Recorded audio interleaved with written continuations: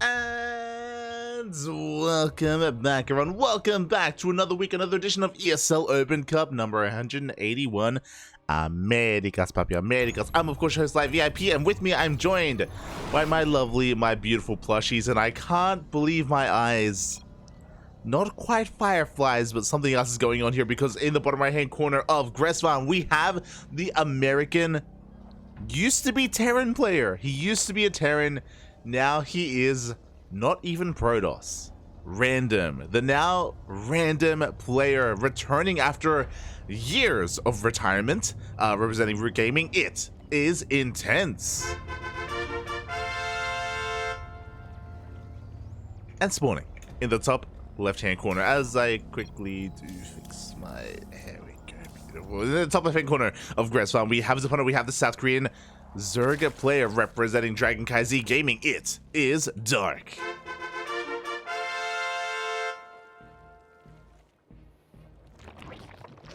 And we are about to throw down. Let's go, Bobby. Let's go. Okay, so for those who are more old school viewers in the chat, you would recognize Intense, especially from Breaking Out. Shout out to Fear Dragon. Back in the day, Fear Dragon, he used to host his own events. He used to invest quite a lot into the NA scene, and Breaking Out was his baby. Breaking Out was his child. That was, of course, before the NA ladder heroes, if you remember. And Intense was kind of the poster child, I want to say poster child, for Breaking Out. Intense, there was a lot of promise in him. He was able to do quite well for himself and garnered a bit of a fan base as well. It was very wholesome, very heartwarming, and I believe towards, I want to say Legacy of the Void, he did retire. Intense, Wikipedia. I want to say the last time he did compete at that level of play, yeah, 2016, beginning of 2016. So I think that's even I think that's pre Legacy of the Void, or like basically at the end of Heart of the Swarm, beginning of Legacy of the Void is when Intense did retire. It has been 7 years.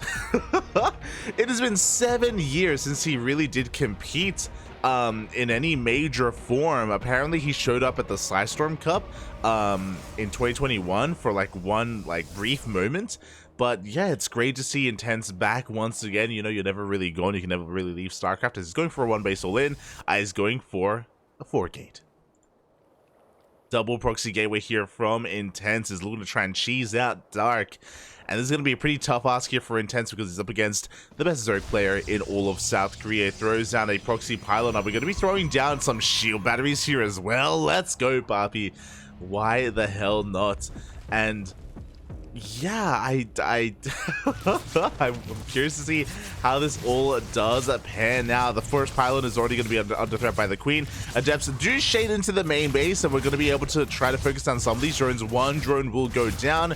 Looks like we're going to get a second drone as well. Not too bad. At the same time, Lynx have made it into the main base. 2 probes did fall here for Intense. The pylon will go down.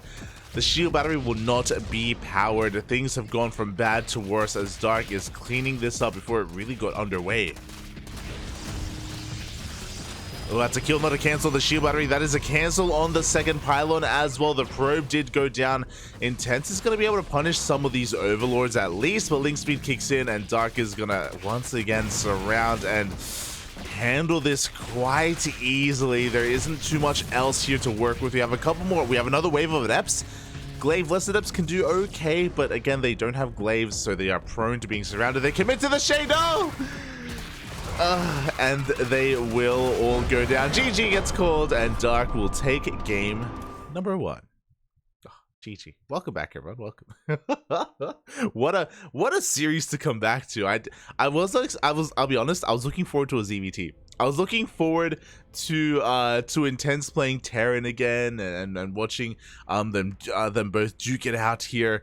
And I was really curious to see how Intense was performing and how he compared to what he used to be. But you know, we're getting something very different here.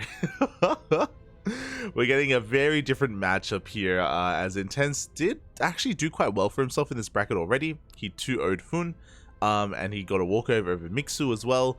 But alas, Dark is a bit of a different beast, and Oh boy, I'm ready to bear witness here to what Intense rolls and whether he gets his main race as well. I'm looking forward to it.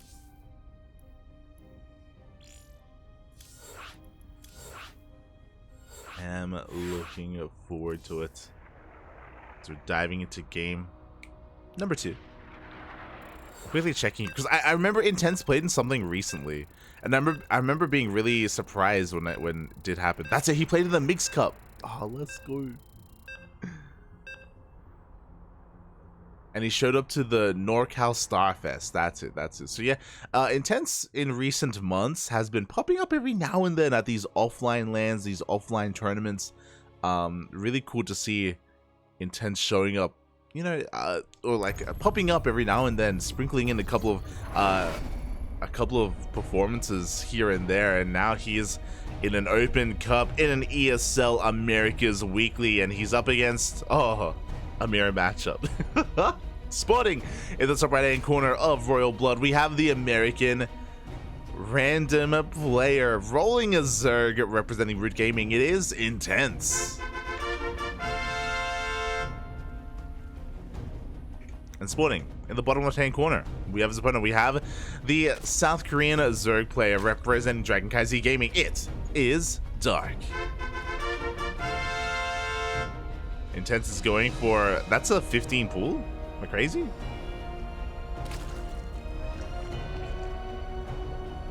Is that 15-15? Wait, was that a 14 or a 15 pool? It wasn't a 12 pool, I know that much. As, yeah, we do have Intense going for an aggressive opener nonetheless here against Dark. How will this do? So, unfortunately, if this is a 2-0, we won't see Intense's main race. Feels bad, man. Feels bad. I was looking forward to seeing his Terran. This is why I jumped on this series. Smoge, Bobby, Smoge. But regardless, you know, we are going to be seeing a pool gas hatch opener here, and I believe this is designed to look like a hatch first. It's designed to look relatively normal in the grand scheme of things. Say hatch first, no, never mind. No, this will blatantly look like a pool first opener from Intense, and yeah, Dark should be able to recognize this as soon as the Overlord gets across the map. He should be able to even spot these Lings as they move out, as the Lings do reveal themselves, so Dark is fully aware that he has to prepare back at home.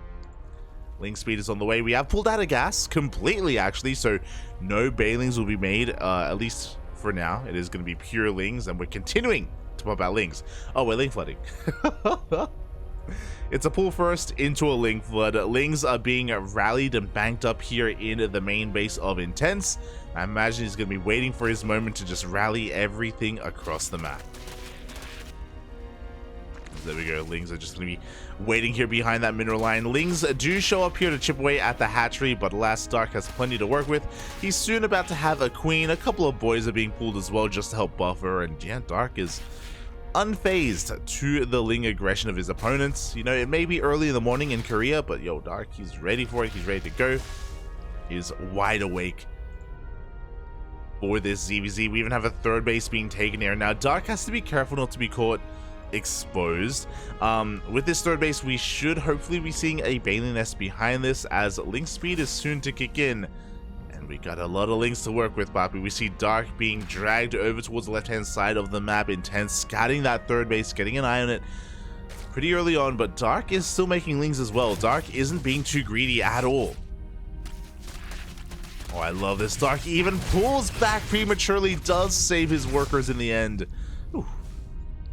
But here we go. It is go time. We're sending everything across the map. Link speed kicks in for Intense.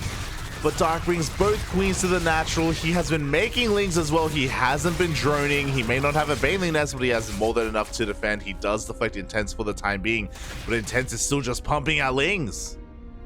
He wants this game to end one way or another. Let's go, Buffy. Let's go. And, yeah, how the turns do table. Intense forced to back up, forced to respect the army of Dark. Of course, both players have the defender's advantage. The queens do actually add quite a bit to this, but Dark has the third base. That's the thing. He will have extra larva to work with. as he goes for the queens. Ooh, a bit of a greedy move by Dark. He is going to be punished for it. He takes a lot of losses on his lings back at home. He is droning as we speak, and he should be getting ready for this counterattack. Queens pushing forward, Bailey Nest on the way. Intense, I feel like he's still probably going to commit for a secondary push. Oh. As we do see Intense trying to punish his third base, and I think he does have enough to punish this, but with the defender's advantage, with the Lings reinforcing, yeah, Dark, he's going to be able to clean this up. Oh, we'll lose one drone, but only one drone. And an Overlord. But Dark should be fine behind this. Both players are working on their Bailey Nest. Intense does have a faster Bailey Nest, so it's very possible that he can hit this window, hit this timing, where he can make use of these Bailings. It's going to be a crisp timing, though. There we go. The Bailey Nest finishes. Bailings being morphed in immediately, but Dark is only a couple of seconds behind. We have Bailings on the way as well. It's going to be difficult for Intense to really make this work. It will come down to the Ling Bane micro. It's possible that maybe Intense can out-control his opponent and somehow make this work. He's got the ping advantage, Puppy. He gets us around. This third base is going to be going down. The Bailings, they roll on forward. Up, up. Ooh, not the best connections from Intense. They run past the Bailings of Dark. They head into the natural, but there's nothing there. Up. Oh. Oh, I think that was a bit of a better trade for Dark as he goes for a Ling counterattack. There's nothing at home to defend. He breaks through the natural. The Lings caught with their pants down. Intense not quite sure what to do with them. They're going to be going for the third base, but again, we don't care about the third, not anymore. Dark busts into the main, and the Bailey's about to finish. Oh god, no! Ah! Every drone goes down, and as Intense tries to break the main base of Dark, he has Queens on hold position on top of the ramp. He's cool as a cucumber. There is no need for him to really overextend, but he has defensive Bailings as well. He has what he needs. GG gets called. And after a very, very chaotic game, Dark takes game number 2 and the series.